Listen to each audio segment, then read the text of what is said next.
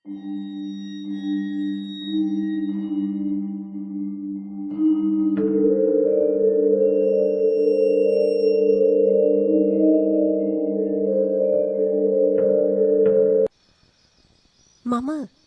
ජිනදාස. අදත් මගේ කතාව බබා නොහොත් බබා ගුරුන්නාන්සේ ගැන. එක දවසක මත්දහනේ අල්ලපු ගමේ එකෙක් හති දාගෙන බයිසිකලයක් පැදගෙන ඇවිල්ලා එක දිගට ටෑන් ටෑන් ගාලා බෙල් එක ගහන්නේ පියුම් මහත්තයා ටෙලිග්‍රෑම් එකක් ගෙනාවා වාගේ. මොකෑ ඕයි කරන්නේ? තමුසේ බැල් එක උඩ වාඩි වෙලා දාවේ. බබා නුරුස්සිමින් අපේ ගමේ එකෙකුට යකා ගහලා විපුලසිරි ඉස්කෝලේ මහත්තයා කිව්වා ගුරුනාන්සේට පණිවිඩය දෙන්න කියලා. මිනිස්සයා එහෙම කිව්වහම බබාගේ පෙනුම ඉහේ මලක් පිපිලා වගේ. මේ දවස්වල ගැහුවා නම් ඌ බොහෝම බරපතල යකෙක් වෙන්න ඕන. එහෙම කියලා යට ඇහින් බලන්නේ බෝරු ඇඳට වෙලා ඉන්න කිරාතගේ දිහාව. විපුලසිරි ඉස්කෝලේ මහත්තයා එදාම හැන්දෑවේ අපේ ගමන් සගය වෙච්චි අස්ටැක්ටර් එක එවලා තිබ්බේ පණිවිඩේ යවන්නත් කලින්. පේනවනේ මගේ තේජස, මගේ නාමය. ආන් එහෙමයි වැඩ කරන්න ඕන. බෙරකාරයෝ දෙන්නටයි මටයි බබාගේ සුපුරුදු වන්නම වයන්නේ ලැජ්ජනහර අයිම්ම කරලා.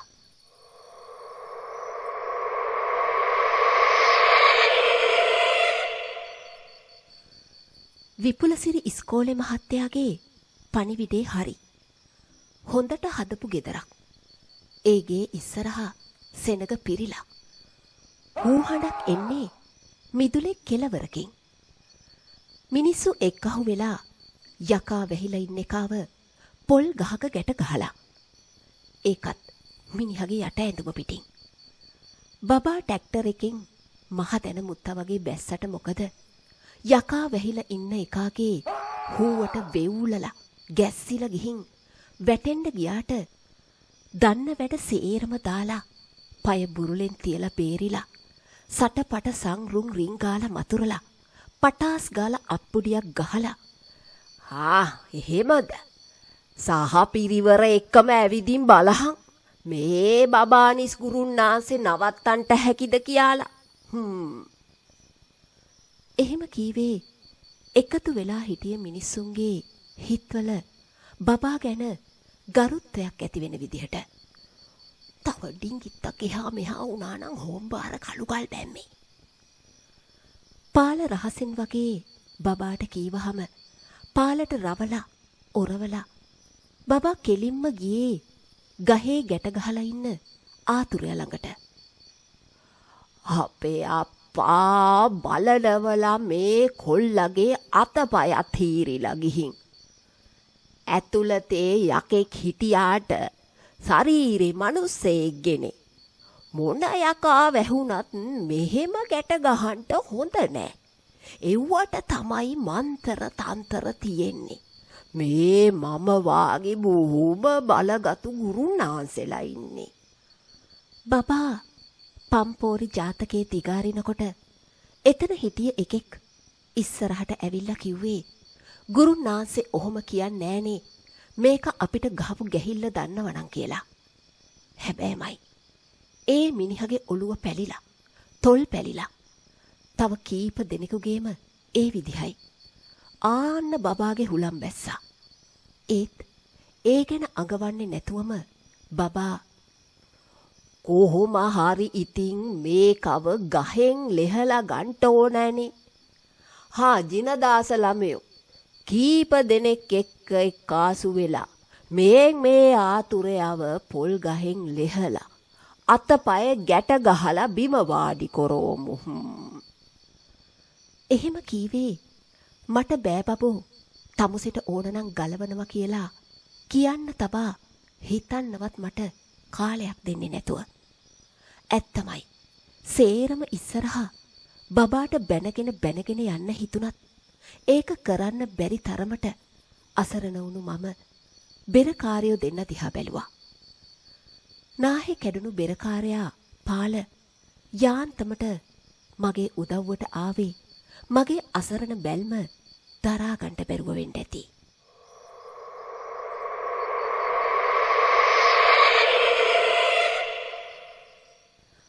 ගහේ බැඳලා හිටියේ කාව ලෙහලා උගෙන් ගුටි කාලා ඌ එක්ක ඔට්ටු වෙලා බොරළු මිදුලේ ඒ අතට මේ අතට රෝල් වෙලා කට්ටියම ලොකු මෙහෙයුමක් කරලා ආතුර එකාගේ අතපය තද කරලා ගැට ගහලා ගෙයි පිල්කඩ උඩට තිබ්බා. අපි හති දානවා. ඌ හූ කියනවා. බබා මීටර් ගාණක් ඈත ඉඳලා සන්රුම් රින් ගාලා මතුරනවා. මේකට දවස් දෙකක්වත් තොයිල් කොරන්ට ඕන. එහෙව් නැතුව මෙව්වාගේ බරපතල අමනුස්ස ආත්ම මට්ටු කොරන්ට බෑ. බබා විපුලසිරි ඉස්කෝලේ මහත්තයාට ඉඟි කරනවා. ඒ කියන්නේ ආතුරයා මරලා හරි බබා සල්ලි හොයන්නයි මේ පාර නම් උත්සාහ කරන්නේ. අනේ ඉතින් අපිට මොකද බං? දන්න පදයක් ගහනවා. බැරිම වුණොත් දුවනවා. මගේ වාචික පැමිණිල්ලට සුබේ සාධාරණ උත්තරයක් දෙනවා. අහවල් ගමෙන් අහවල් ගුරුන්නාන්සේ ඇවිල්ලාය. ඒ ගුරුන්නාන්සේ තොවිල් වැඩවලට බොහෝම දක්ෂය. යක්ෂ කූඩු පිටින් අල්ලලා හිර කරගෙන ඉන්නවාය. යකුන් බැඳගෙන වැඩ ගන්නවාය කියලා. ඉතින් ඒ ගමේ දුප්පත් අහිංසක මිනිස්සු අතර විශාලට කසුකුසුව යනවා. බබත් ඉතින් බොහොම ගාම්භීර ලීලාවට පපුව පුම්බාන ඒ අතට මේ අතට වැඩ පෙන්නන්නේ. ජිනදාස ළමයෝ දුම්මල ටික හොඳට කුඩු කොරන්ට ඕන. පාල සුබේ බෙර හොඳට රත් කොරලා ගන්ට ඕන. එහෙම කියන ගමන් හිතට හරීම අමුතුයි. අතපය ගැට ගහලා තිබුණට යකා ගහලා ඉන්න එකා එක දිගට හොල් කියන්නේ ගෙදර උළු උඩ යන තරම් සද්දෙට. මිනිහගේ අම්මා ඉතින් බබා එක්ක කයියට වැටිලා වගතුග කියවනවා. ගුරුන්නාන්සෙට කියන්ට ගුරුන්නාන්සේ මේ ගෙදර දොරේ වැඩ සේරම කෙරුවේ මේ කොල්ලා. ඒ කියන්නේ මේ අවඩු බාස් කෙනෙක්ද? කතාවට කන් දීගෙන හිටිය පාල ඇහුවේ බබාට හැක්කෑවෙන්න. නෑ බෙරරාලේ. ගෙදර දොර වැඩ, උයන පිහන වැඩ, අස්පස් කරන වැඩ, හරක බාන වැඩ සේරෝම කෙරුවේ මේ කොල්ලා. මොකෝ ඉතින් අපිට කියලා කෙල්ලෙක් නෑනේ. ගෑනු කෙනා ආයිම කියවනවා. තරුණ ගෑනු කෙනෙක් ඇහැකට පේන්න නැති ගෙදර වයසක උන්දව කරදරයක් විදියට හිතලද මන්දා. මේකනේ නැන්දේ ගෙදර වැඩ කොරන්ට ඕන තමා. දොරේ වැඩ මොකටද? අනික උයන වැඩ පිහන වැඩ පටලවා ගන්නට හොඳ නෑ. අස් කොරලා පස් කොරන්ට මොනවාද තියෙන්නේ? බරපතලම කාරිනාව හරක බාන වැඩ බරපතලයි. බබා ගෑනු කෙනාව කොළොප්පමට ගත්තා. මගේ හිතට උපන්නේ නම් අනුකම්පාවට වැඩිය දුකක්. ආතුර එකාට යකා ඇත්තටම වැහිලා තිබුණත් ඌට තෝත්තර කරන්න ආව ගුරා බොරුකාරයෙක් හොරෙක් නිසා. ඒ වුණාට ඉතින් බබාගේ බොරුවලට පින් සිද්ධ වෙන්න මගෙත් සාක්කුව පිරෙන නිසා සුපුරුදු විදිහට කට වහගෙන බබා කියන හැම අටමගලයකටම එහෙමයි ගුරුන්නාන්සේ, මෙහෙමයි ගුරුන්නාන්සේ, හොඳමයි ගුරුන්නාන්සේ කියාගෙන මං ඉවසාන හිටියා. යාන්තම් හවස් වෙන්න ගත්තහම සෝබා දහමත් බබාව ආරක්ෂා කරන්නට උනේ හිටි හැටියෙම වහින්ට පටන් අරගෙන. තෙමි තොවිල් බලන්න බැරි නිසාම හිටිය සෙනගෙන් භාගයක් යන්න ගියේ නාහෙට නාහන ගායේ තියෙන කොල්ල කුරුට්ටු ටිකක් විතරක් ඉතුරු වෙනකොටයි. ආන් දැක්කනේ. වයසක එවුන් ටික හිටියානම් උන්ට යකා වැහෙන හන්දා මං මැතුරුවා වහින්ට කියලා. බබා අති සාර්ථක විදිහට ගෙදර මිනිස්සුන්ගේ හිත දිනාගෙන කටයුතු කරන්න අරන් ලාවට රෑ 9 විතර වුණා.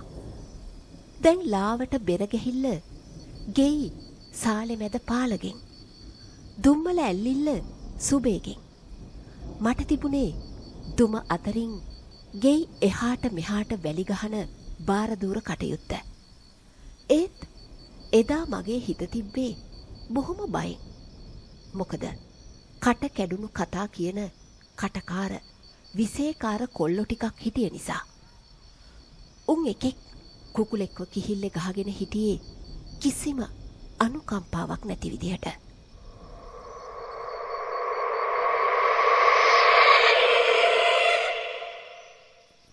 ඕන් අවසරයි.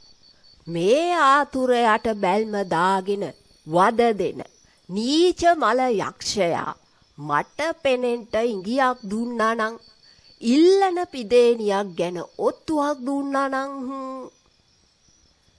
බබා සංරුම් රින්ගාලා ආරම්භ කළා මහා තොවිලය. දුම්මල දුමට අස්සෙන් මං කෙරුවේ කොට කලිසමේ සාක්කුවේ දාගෙන හිටිය වැලි ටිකක් අතට අරගෙන ආතුරයාගේ පවුලේ මිනිස්සු ඉඳගෙන හිටිය තැනට වීසි කරපු එක. එතන හිටිය ගෑනු අය කෑ ගැහුවේ පුදුම විදිහට බය වෙලා. හා කලබල වෙන්න එපා. මගේ වත් පිළිවෙත් වලට කරදරයක් කොහොම වුණාම බබා වයසක ගෑනු අයව තව බය කරන්න කීව විතරයි. ඕන් ඉතින් එක පාරම රතු කුකුලෙක් තටු ගහගෙන ඇවිදින් ආතුරයා ඉස්සරහින් හදිසි ගොඩබෑමක් කෙරුවේ බබාට සංරුම් හිර කරවලා. පාලට බෙරපද අමතක කරවලා. සුබේ දුම්මල නෑඹිලියත් අරන් ගල් ගැහිලා. කණ්ඩායම් ආරක්ෂාව සහ විලි ලැජ්ජාවෙන් බේරගන්න ඕන නිසා බබෝ අර ඉන්න කොල්ලෝ ටිකයි ඔය කුකුලව මෙතනට දැම්මේ කියලා බබා ගම හරහා මැරතන් ආරම්භ කරන්න කලින් මං කීවේ මිනිහගේ කනට ලං වෙලා. මෙතන ඉන්න අවලං එකෙක් මේ නොමිඩා වැඩේ කෙරුවයි කියන්නේ මං මෙතනට මහා සොහොනක් එන්නනවා. බබා ගුගුරන්නේ කලින් බය වීරත්වයට හරවාගෙන. ඒක ඇහුණු පාල දාංගාලා බෙරේට ගැහුවේ ස්ථිරයි කියන්න වාගේ. ජීනියෝ උලමෝ බාදනං මුලේ ඇති වැඩක් කරාමයි බං. බබා රහසෙන් කොළොප්පම් කරනවා. එතකොට නම් බබාට 60ක් ඇනලා මෙතනින් මාරු වෙලා යන්න හිතුණත් අනික් කොල්ලෝ ඉස්සරහා ලැජ්ජා වෙන්න බැරි නිසා මං ඉවසගෙන හිටියා.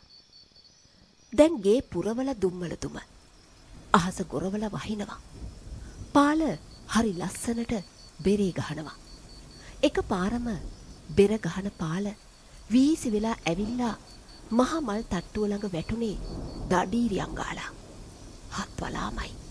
අතපය ගැට ගහලා හිටිය ආතුරයා එව්ව ලෙහාගෙන නැගිටලා හපා බම් පාල ඕ රිංග්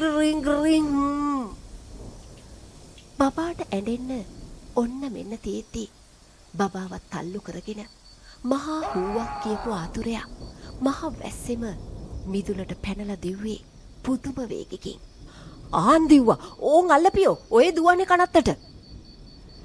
ගෙදර මිනිස්සු කෑ ගහනකොට හරි සිහියට බුද්ධියට පැමිණි බබා ජිනදාස උලමු පාල සුබේ වරෙල්ලම් කියාගෙන මහ වැස්සෙම එළියට බැස්සේ සරම එක කොනකින් උස්සගෙන. හා කෝ මේ කනත්ත දන්න කීප දෙනෙක් ඉස්සර වුණා නම් එහෙම කීවේ කොහෙවත් නැති ගැම්මකින්. දැන් කොල්ලෝ කීප දෙනෙක් අපිට ඉස්සරහින් වේගෙට දුවනවා. තොපී දුවන්ට එපා උලමනේ. හෙමින් ඵලයව්. බලාපල්ලා හැංගිලා පැනගන්ට තැනක්. අම්මපා විපුල සිරියා උල තියන්ට වටිනවනේ. මාව මෙහෙව් අකර තැබ්බවලට ගෙන්නනවට. බබා මරු කියවනවා. ඔන්න එතකොටම ඉස්සර වෙලා ගිය උන් හූ කියාගෙන කෑ ගහගෙන ආපහු දුවන්නේ අන්න අරු ආපහු හැරිලා මාරාවේශයෙන් එනවෝ කියලා. ඇත්තමයි. පලාතම දෙදරන හූ සද්දේ ළඟ ළඟම ඇහෙනවා. බබෝ ආන් අතන ගෙයක් තියෙනවා. පාල කියන්නේ බෙරේ ඔළුවේ තියාගෙන. තියනවා නම් වරෙල්ලා යන්න. බබා දනිපණියේ ඉස්සර වුණා. ඒක ගෙයක් නෙවෙයි. ගරා වැටුණු කඩකාමර පේලියක්. හදිසි අවස්ථාවක හැංගෙන්න හොඳ ස්ථානයක්. බබා මුල් වෙලා ඇතුළට ගියාම දුවගෙන ආපු කොල්ලෙකුත් ඇතුළට පැනගෙන හැංගුණා. යකඩෝ ගමේ උන් මෙහෙම බය නම් අපි කොහොම බය වෙන්න ඕනද? බබා හැංගීම සාධාරණීකරණය කරනවා.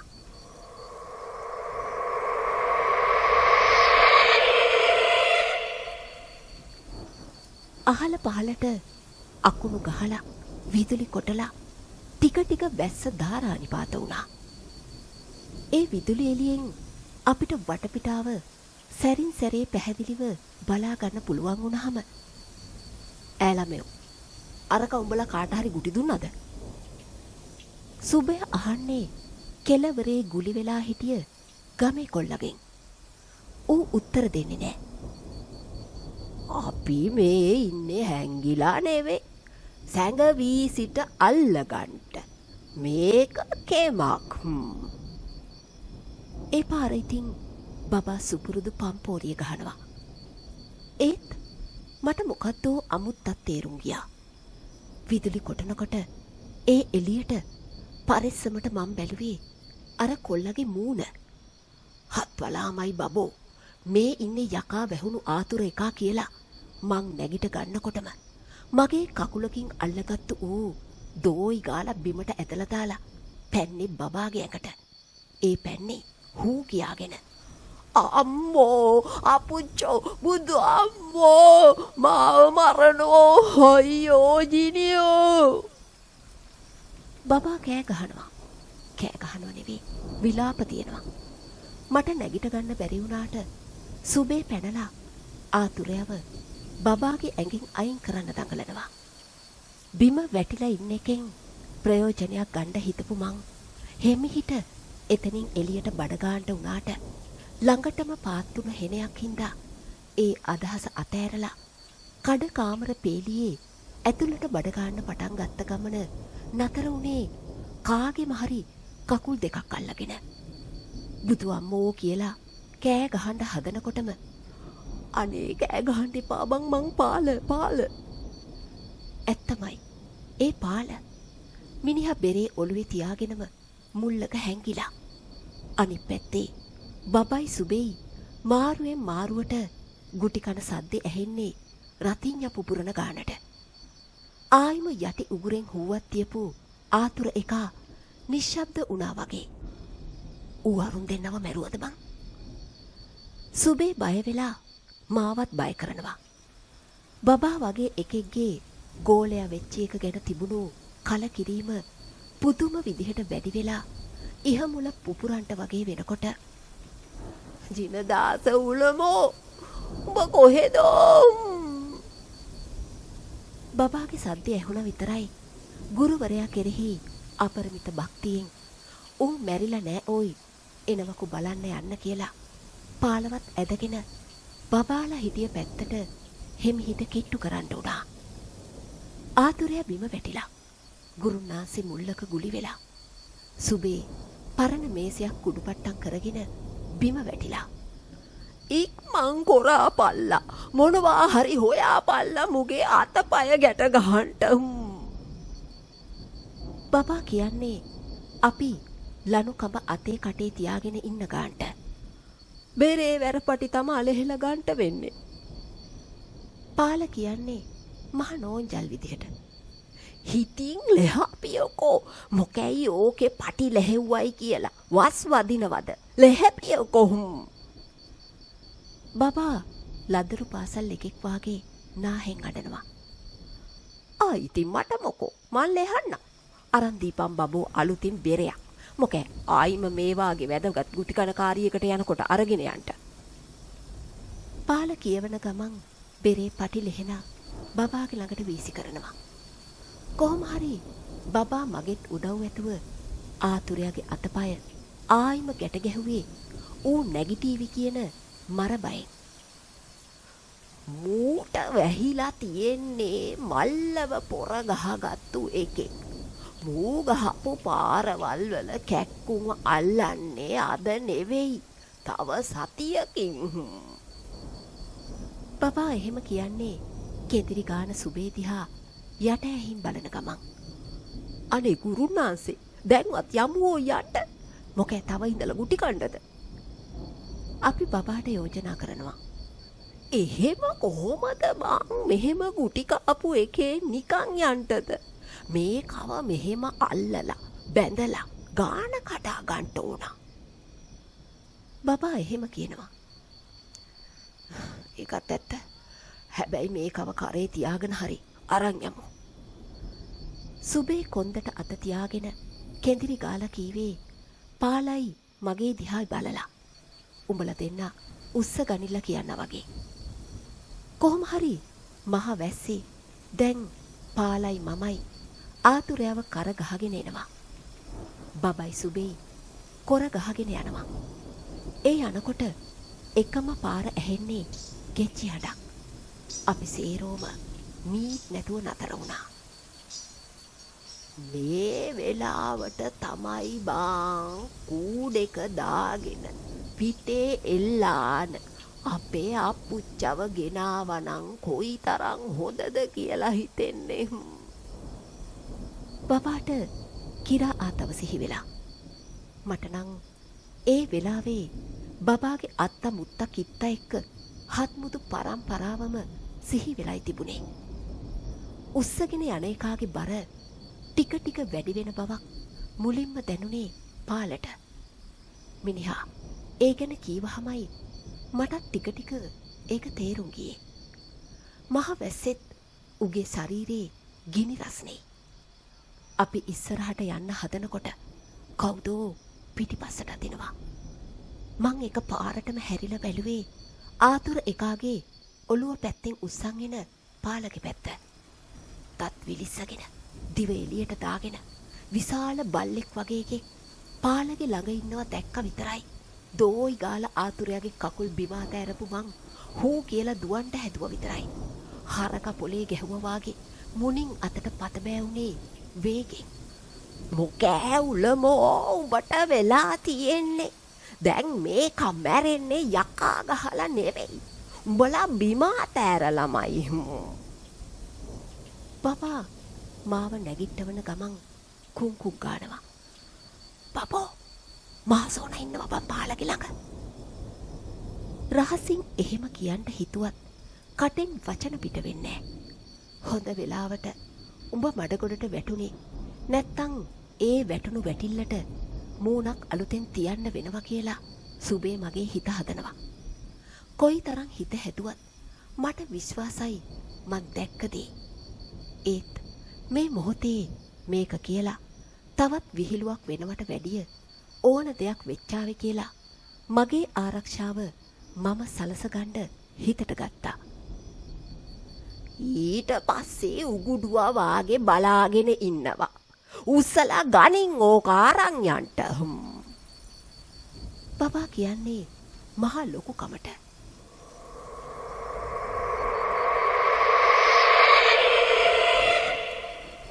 කොයි තරම් උස්සලා ගත්තත් බෑ. මිනිස්සු දෙතුන් දෙනෙක්ගේ බර ආතුර එකාගේ ශරීරෙන් දැනෙනවා. පාල කියන්නේ අපි මුව මෙහෙම දාලා ගිහින් ගෙදර උන්ව අඬගහන් එමු කියලා. ඒත් බබා ඒකට කැමතිම නැහැ. ඕන් දැන් ඇහෙනවා මොකෙද්දෝ ගොරවනවා. ඒකනම් බබාටත් ඇහුණා වගේ. මිනිහා හොඳට බැලුවා ආතුර එකා දිහා. ඌට සිහියක් නෑ. නහයින් ලේ එනවා. ඒක දැක්ක බබාගේ අදහස දෙන්නෙක් ආතුරයට තනියට ඉඳලා අනිත් දෙන්නා තොයිල් ගෙදරට ගිහින් කට්ටිය අඬ ගහගෙන එන්න ඕන කියලා. ඒක ඇහුනම බෙරකාරයෝ දෙන්නා ඉක්මනටම එක පැත්තකට උනේ ඉදි කට්ටයි නූලයි වගේ. ඒ දෙන්න ඉන්නේ එකටමයි. ඒ නිසා ඒ දෙන්නා යන්නම් තොයිල් ගෙදර කියලා. එහෙනම් ඉතින් අඹුඩෙයි පස්සයි වාගේ මමයි ජිනියත් ඉන්නේ එකටමනේ. බබා තද බල විරුද්ධ පාන්නේ දාරානිපාත වැස්සට නාන ගමන්. ඉතින් එහෙනම් මොකද කරන්නේ? අරකද මේකද කියලා කතා වෙනකොට සුබේ කියනවා තුණ්ඩුවක් උඩ දාන්න තිබ්බා කඩ 10ක් පැන්සලක් තිබ්බනම් කියලා.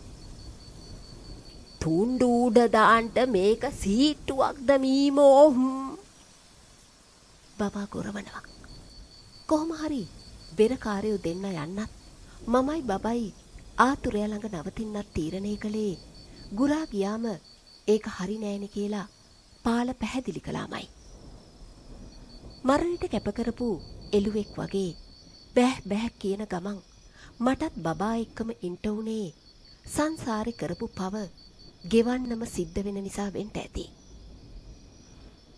දිනියෝ මේ අහපංකෝ බැරි වෙලා හරි මූ ඇස් ඇරලා දඟලන්ට ගත්තොත් දමලා ඇරපම් බෙර ගෙඩිය ඔළුවට. බබා මාව තව බය කරන්න උත්සාහ කරනවා. වැස්ස ටිකක් අඩු වෙලා විදුලි කෙටිල්ල විතරක් එක දිගටම පටන් ගත්තේ මල් වෙඩි පුපුරන ගානට. සීතල දරා ගන්න බැරි තරම්. ආයිම ළඟම ඉඳගෙන මොකාම හරි ගොරවන සද්දයක්. ගෙච්චි හෙලවෙන සද්දයක් ඇහෙනකොට මං කකුල් දෙක සූදානම් කරගෙන හිටියට බබා උන්නේ මගේ කලිසම් කොනකින් අල්ලගෙන. එක පාරටම බබාගේ අත වේවුලන්න ගත්ත කියන එක හොඳටම තේරුණා. මිනිහාගේ මූණ දිහා බලන් ඉඳලා මමත් මිනිහා බලාගෙන ඉන්න දිහාව බැලුවා. හත් වලාමයි. උඩුබැලි අතට දිගා කරවලා හිටිය ආතුර එකාගේ බඩ මැද මොකෙදෝ ඉඳගෙන උගේ දිව එළියට දාගෙන ආතුරයාගේ මූණ ලෙව කනවා. මවිල් පිරුණු අත් දෙකෙන් බෙල්ල තද කරන්න හදනවා. කරන්නේ මොනවද? සිද්ධ වෙන්නේ මොකද්ද හිතා ගන්න බෑ. ඒත් ළඟ තිබ්බ බෙරගෙඩිය ගත්තු බබා දෝයි ගාලා බෙරගෙඩිය අතෑරියා ආතුර එකාගේ ඔළුවට. මට කෑ ගැහුණා. යකා ගහලා නෙවෙයි දැන් ලෙඩා මැරෙන්නේ බබා බෙරෙන් ගහලා. කෑනුගා හිටින් මීමෝ බය වෙනවනේ. බබා බොහෝම අනුකම්පා සහගතව කියන්නේ මාවත් අතින් ඇදගෙන ළඟ තිබ්බ බෝක්කු බැම්මක් ළඟට මුවා වෙන ගමන්. ඔයි ගුරුනාන්සේ මතුරන්න ඕන තැනදී බෙරෙන් ගහලා හරියනවද? ඌ මැරුණොත් මොකක්ද කරන්නේ? තමුසේ යනවා තනියම හිරේ. මට නම් බෑ ඕ. මං බබාට දෝස් මුරේ තියෙනවා. කට ආම් බලහන් උගේ ඇඟ උඩ හිටියේ එකා චුත වෙලා. ඇත්තමයි යකා ආගිය අතක් නෑ.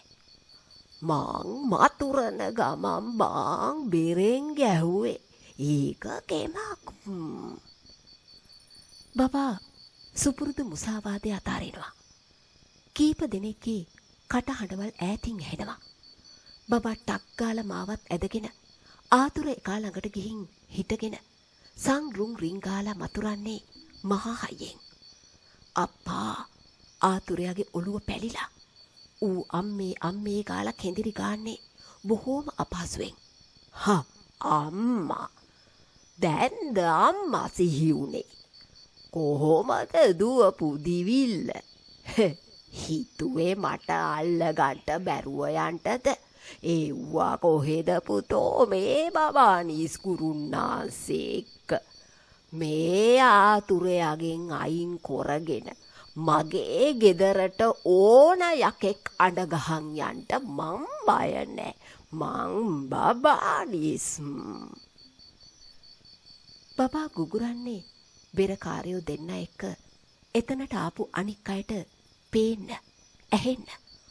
අප්පද බොලව් මෙන්න ගුරුන්නාන්සෙලා බෙරපටි ගලවල ගැට ගහලා කට්ට කුමංජල් දුම්මල පන්දම් මොකුත්ම නැතුව යකා පන්නලා සිරි කුමාරව බේරගෙන.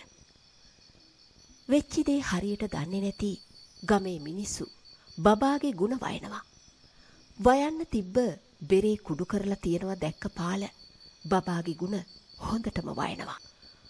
කොහොම හරි අතපය ලෙහෙලා සිරි කුමාරව උස්සගෙන ආපහු ගෙදරට ගේනකොට වැස්ස අඩු වෙලා එළිය වැටිලා. අනේ උඹට හොඳයිද මයි කොල්ලෝ? බලාපංකෝ මේ ගුරුන්නාන්සේ නොවෙන්ට වෙන ගුරෙක් හිටියනම් උඹ කනත්තට දුවපු විදිහට අල්ලගෙන ගේනවා බොරු. සිරි කුමාරගේ අම්මා බබාට පින් දෙනවා. දැන් ඉතින් මොන යකාටවත් බය වෙන්න කාර්යයක් නැහැ. යකා මං ගෙදර අරගෙන යනවා. උගෙන් වැඩ ගන්නවා. බබා එහෙම කියලා සන්රුන් රිංගාලා මතුරලා නූලක් සිරි කුමාරගේ කරට දාලා උදේ කෑමත් කාලා ගානත් අරගෙන 3 වරුවකට ලෙඩාව තනි කරන්න එපා කියලා ආපහු එන්න ට්‍රැක්ටරේට නැග්ගේ බොහොම උජාරුවට. පාලගේ ඇඬිල්ල නවත්තන්න ඕන බබා ඉඳා ගනින් තවුමේ කඩෙන් බෙර දෙකක් කියලා වැඩි ගානක් ඌට දුන්නේ ගැම්මෙන්. බං බබු ඇත්තටම යකාට මොකෑ වුනේ? සුබේ අහනවා. මොනවා වෙන්නද බං? ඌ අරූගේ බඩ බැද බෙහෙම ඉඳගෙන බෙල්ල මිරිකගෙන ඕහේ හිටු නරකාදී යක්ෂයා මට මොන වඩිගෙත් එකයි කියලා බේරමන්තරේ කියලා දමලා ඇරියා. බබා එහෙම කිව්වහම මං සුබේට රහසෙන් කීවේ මොන මන්තරද බං මුත්‍රා යන්න ඔන්න මෙන්න තියෙති බෙරේ අරන් අරුගේ ඔළුවට ගැහුවේ බය වැඩි කමට කියලා. ඒක ඇහුන් නැති ගානට බබා හොඳ තේ කඩයක් අල්ලලා නවත්තනවා. ඕයි මේ මල පෙරේතයන්ට පිදේනි දෙන්න කීවේ මට රවණ ගමන්. කොහොම හරි එදා හවස් වෙනකොට අපි ට්‍රැක්ටරයකින් බැහැලා ගෙදරට ආවේ ඇඟපත වේදනා දෙනකොට. කීයේ 4 දෙනයි මොකෑ බෝලව 5 දෙනෙක්. උඹ අඳගහන් ආව කොට යකා උණ පදුරු ගාව නැවතුණා. අපි එනවා දැක්ක කිරා ආතා එහෙම කීවේ හැක හැක ගාලා hina වෙන ගමන්. අයියෝ අප්පුච්චි මං උඹගේ දරුවා බං කට වරදට සමාවයන්කෝ කියලා බබා පිල උඩ ඉඳගත්තේ ඉහ බදාගෙන. මං කොහොමත් කිරා ආතගේ ළඟින්ම හිටියේ ජීවිත ආරක්ෂාවට. ඌ යන්නේ නෑ බොල 7 දවසකට. තොපි මීමෝ ටික 7 දවසක් ගෙට වේයව් කොටහලුලා පිසියෝ වාගේ. එහෙම කියලා කිරා ආතා hina වුණා හැක හැක ගාලා.